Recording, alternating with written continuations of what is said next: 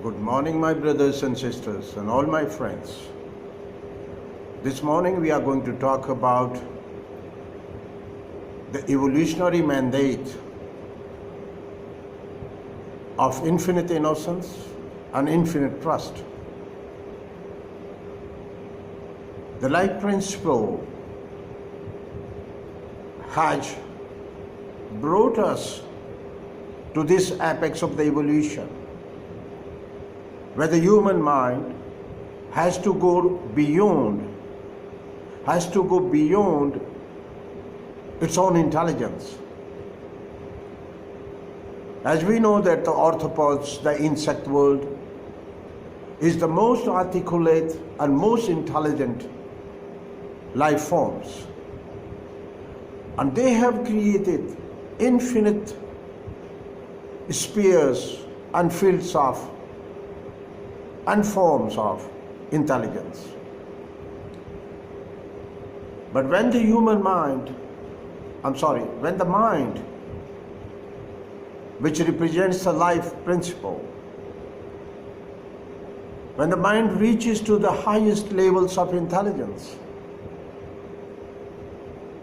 it has a biggest problem, and that problem is of arrogance. It gets locked into self-possession. It gets locked into the local consciousness. And once it is locked, it is very, very hard to come out of that prison of self-possession. My dear brothers and sisters, at the stage of insect world, at the stage of the highest intelligence acquired through the experiential wisdom, when the insect world became locked into the prison of local consciousness, the Mother Nature took a turn. The Mother Nature created the phenomena of Turncoat to teach, to establish this fact, this scientific fact, that this is not all. The life force, the life principle doesn't want to get locked in the local consciousness, and it has to transcend the local consciousness and go towards the non-local consciousness, where the territorial being would become the universal being. So the consciousness doesn't want to get locked in local consciousness, in the prison of closed architecture. It wants to be omniscient. It wants to feel the whole universe. As we know, the local consciousness is representing the microcosmos, the mini-universe. But that is not all. It has to feel the greater universe around, the environment, the great macro-universe, the macrocosmos. So, Mother Nature gave this phenomena of turncoat in order to allow the life principle, to allow the evolution of the trust and innocence. And finally, this phenomena has reached the human station, the apex of evolution, where the human child comes to this world as a bundle of infinite innocence and trust, that he doesn't bring any preinstalled software, any survival skills, and it is so trusting that you leave that child with a cobra, and will be trusting even a cobra, a serpent. Any danger, there is no danger for it. It's so trusting, it's so innocent. Whereas the other animals who come here, their young ones come here with a pre-installed software of survival skills, and they know how to defend and how to run from the danger and where to find the food within few hours, till they tone up their muscles of the body.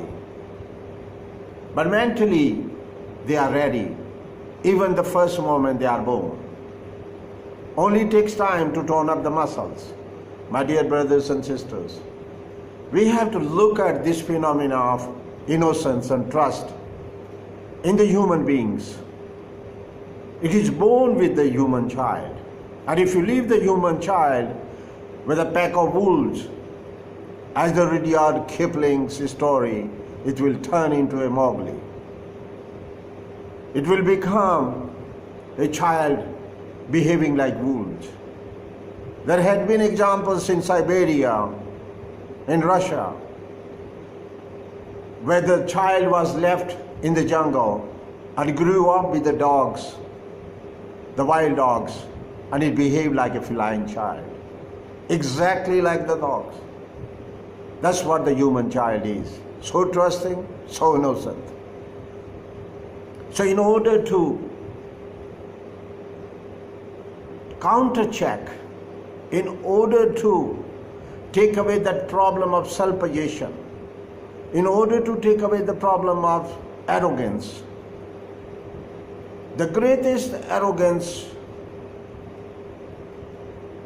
in this universe is the arrogance of knowledge, of the wisdom.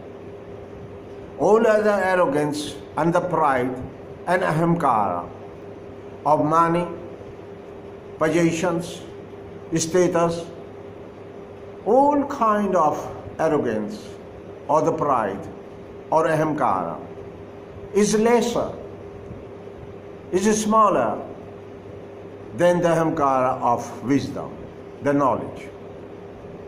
Because through the knowledge, as we know, the human beings are the organisms embodied with the wisdom.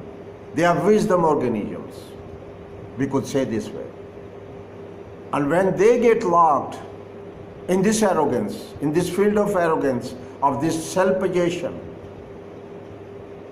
and believe me, my brothers and sisters, this is what has happened to all the religions in the world. All the fundamentalism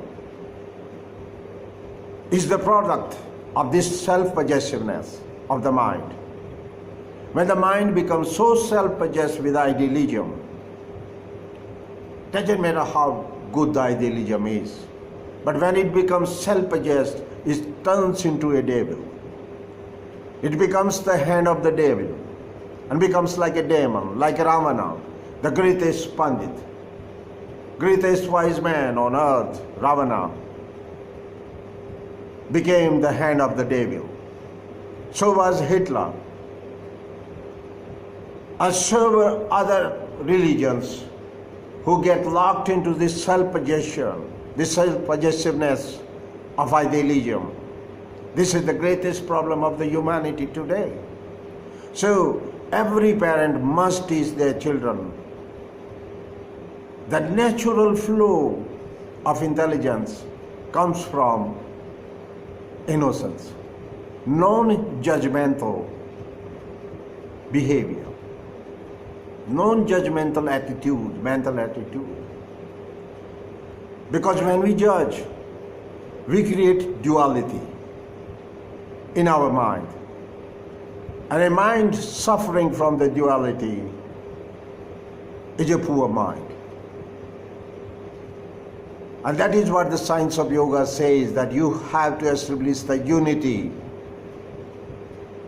of your minds, left and right hemispheres. The male and female genders of our own mind, we have to bring that unity together. So judgmental attitude to judge anybody is creating the duality in our mind. So my dear brothers and sisters, This is the evolutionary mandate to the human parents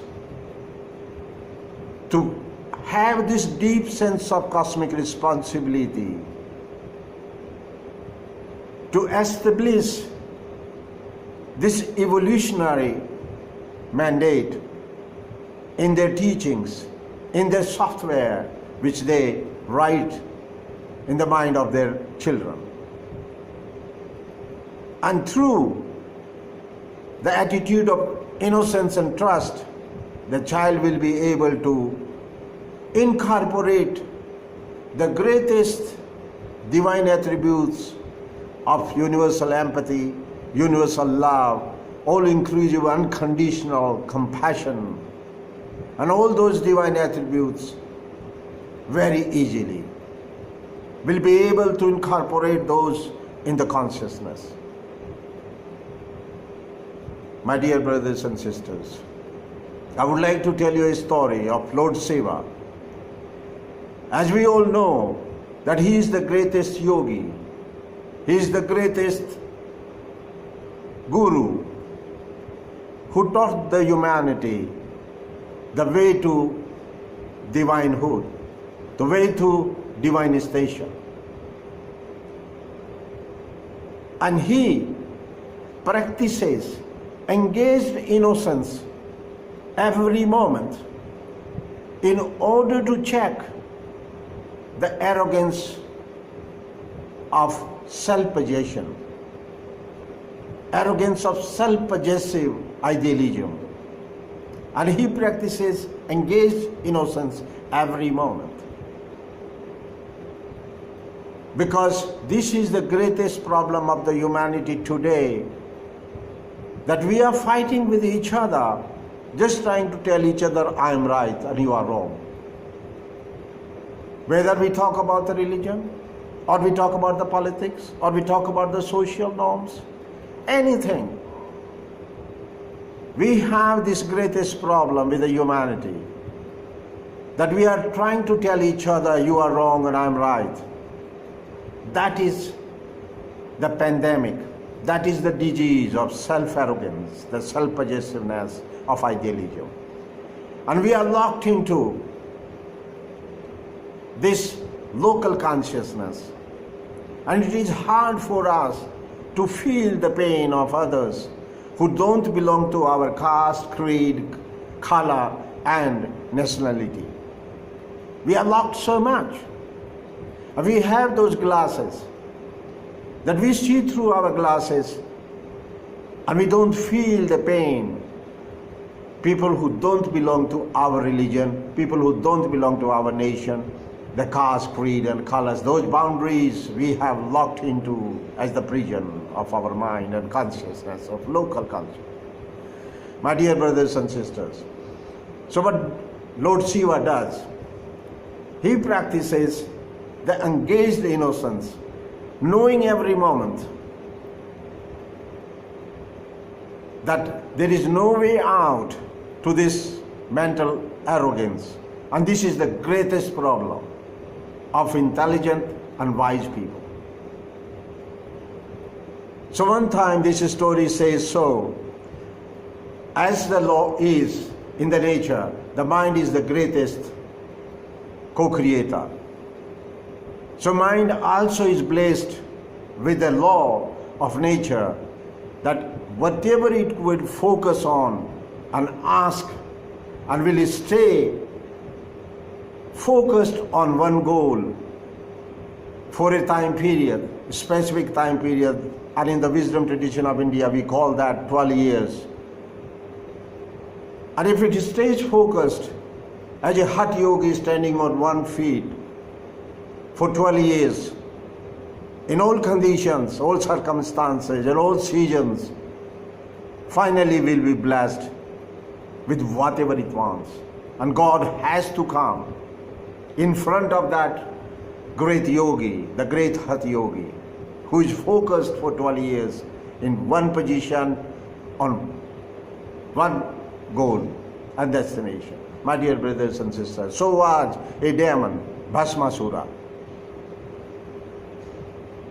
And when Bhasmasura took the resolution of performing this tapasya, this sadhana of Hatha Yoga, standing on one feet for 12 years in all circumstances, even that time the omniscient Shiva knew that he is doing this to kidnap, to get hold of Parvati, Lord Shiva's other half, the divine feminine, the mother goddess. But since Lord Shiva practices the engaged innocence, he said, let it be so. Let him do what he likes to do. So after 12 years, Lord Shiva has to present himself in front of the great demon Bhasmasura. And Lord Shiva asked him, ask any boon and it will be granted. Whatever wish you have in this universe will be granted. Ask me. So Bhasmasura said, O Lord, grant me the boon that on anybody's head, if I put my hand on anybody's head, must be burned to ashes. So Lord Shiva knew what he is planning and what is the trick. So Lord Shiva became cautious and he became ready to run away from Bhasmasura, because he knew the Bhasmasura is going to practice this boon. The time it is granted, Bhasmasura will put the hand on the top of head of Shiva. So finish the Shiva forever and get hold of Mother Goddess Parvati. So Lord Shiva was ready to run away from him. So Lord Shiva said, all right, this will be so. And by the time he said, this will be so, he started running. So Bhasmasura was running after him and they were going around the whole universe, on and on. And the great god was running away from the danger. And the danger was created by his own innocence, the great engaged innocence practiced by him. So Bhasmasura was after him. And it went on for many years. Finally, the Mother Goddess decided to rescue Shiva. So the time Shiva went on the other side of the hill, at the corner of the turn, Mother Goddess appeared and started dancing. So Bhasmasura was only interested in Mother Goddess. So he stopped and got so enchanted with the dance of Mother Goddess. So he said, look at your great god Shiva, he's running away from me, and he's so scared of me that look at him. He's so coward. Why you are with him? Why don't you join me? So, when he asked Mother Parvati to join him, so later on, Mother Parvati said, please do what I ask you. And if you could do that, if you could perform that, then I will join you. So she said, can you perform these actions of dance? And if you can perform those actions of the dance, the great Tandava, then I will join you. So she started doing those mudras in the dance. And in one of the mudras, she put the hand on her own head. So Bhasmasura was so enchanted with the dance, and he forgot about the boon. And he put his own hand on the head of the Bhasmas, his own head. And he got burned. And that was the end of Bhasmasura. And that is the story of Lord Shiva's engaged innocence. My dear brothers and sisters, you have to take that much risk. You have to go to that edge of the risk to practice the engaged innocence. So in order to save yourself from the arrogance of self-possession. So my dear brothers and sisters, we have to be incorporating all these teachings, evolutionary teachings, in our child's training, in our child's upbringing, and raising our child to practice non-judgmental attitude. Because the non-judgmental attitude is the only way to cultivate the universal empathy. Otherwise, all these boundaries of caste, color, and creed and nationality will lock you up in the arrogance of self-possessive mind, in the arrogance of self-possessive idealism. My dear brothers and sisters, there is no way out other than this. And that is the reason the Mother Nature has brought us to this apex of the evolution, to practice the innocence and trust.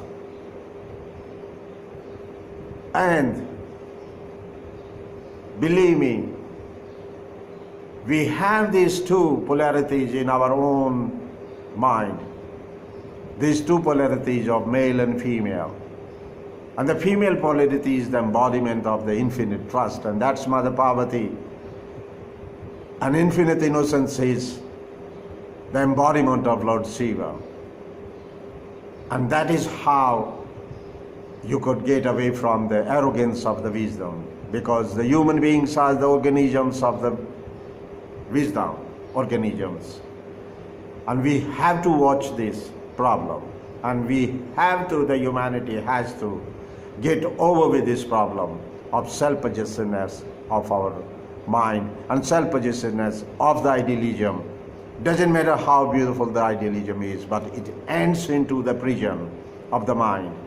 And we will end into the demons. We could never reach to the Godhood if we don't practice the infinite innocence. My dear brothers and sisters, that is what the message of great evolutionary mandate of innocence is. Thank you very much, and have a very, very beautiful day. Thank you very much.